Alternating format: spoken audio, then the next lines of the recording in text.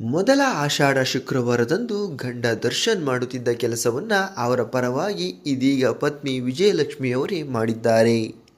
ನಟ ದರ್ಶನ್ ಮೈಸೂರಿನ ಚಾಮುಂಡಿ ತಾಯಿಯ ಪರಮ ಭಕ್ತರು. ಆಗಾಗ ಚಾಮುಂಡಿ ತಾಯಿಯ ದರ್ಶನಕ್ಕೆ ಬರುತ್ತಿದ್ದರು. ಅದರಲ್ಲೂ ಪ್ರತಿ ವರ್ಷ ಆಷಾಢ ಶುಕ್ರವಾರದಂದು ಮೈಸೂರು ಚಾಮುಂಡಿ ತಾಯಿಯ ದರ್ಶನ ಮಾಡುತ್ತಿದ್ದರು ದರ್ಶನ್. ಆದರೆ ದರ್ಶನ್ ಈಗ ರೇಣುಕಾಸ್ವಾಮಿ ಮರ್ಡರ್ ಕೇಸ್ನಲ್ಲಿ ಜೈಲು ಪಾಲಾಗಿದ್ದಾರೆ.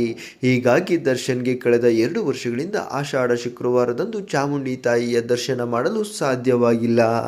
ಆದರೆ ದರ್ಶನ್ ಪರವಾಗಿ ಅವರ ಪತ್ನಿ ವಿಜಯಲಕ್ಷ್ಮಿಯವರು ಚಾಮುಂಡಿ ದರ್ಶನಕ್ಕೆ ಬಂದಿದ್ದಾರೆ. ಇಂದು ಬೆಳಿಗ್ಗೆಯೇ ತಮ್ಮ ಸ್ನೇಹಿತರೊಂದಿಗೆ ಮೈಸೂರಿನ ಚಾಮುಂಡಿ ದೇವಾಲಯಕ್ಕೆ ಭೇಟಿ ನೀಡಿದ ವಿಜಯಲಕ್ಷ್ಮಿ ಗಂಡನ ಪರವಾಗಿ ತಾವೇ ದೇವಿಯ ದರ್ಶನ ಪಡೆದು ಪ್ರಾರ್ಥನೆ ಸಲ್ಲಿಸಿದ್ದಾರೆ. ದರ್ಶನ್ ಜೈಲು ಪಾಲಾದ ಬಳಿಕ ವಿಜಯಲಕ್ಷ್ಮಿ ಹೋಗದ ದೇವಾಲಯಗಳಿಲ್ಲ. ಎಲ್ಲೇ ಹೋದರೂ ಗಂಡನಿಗಾಗಿ ಪ್ರಾರ್ಥನೆ ನಡೆಸುತ್ತಲೇ ಇರುತ್ತಾರೆ.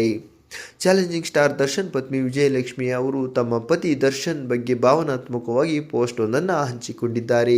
ಹೌದು, ತಾಯಿ ಚಾಮುಂಡೇಶ್ವರಿ ದರ್ಶನ ಪಡೆದು ನಗುವ ಮುಖದ ಹಿಂದಿರುವ ನೋವು ದೇವರಿಗಷ್ಟೇ ಗೊತ್ತು ಎಂದು ಪತಿ ದರ್ಶನ್ ನೆನೆದು ವಿಜಯಲಕ್ಷ್ಮಿ ಭಾವುಕ ಪೋಸ್ಟ್ ಹಂಚಿಕೊಂಡಿದ್ದಾರೆ. ವಿಜಯಲಕ್ಷ್ಮಿ ಅವರ ಬಗ್ಗೆ ನಿಮ್ಮ ಅನಿಸಿಕೆ ಅಭಿಪ್ರಾಯಗಳನ್ನು ತಪ್ಪದೇ ಕಮೆಂಟ್ ಮಾಡಿ ತಿಳಿಸಿ.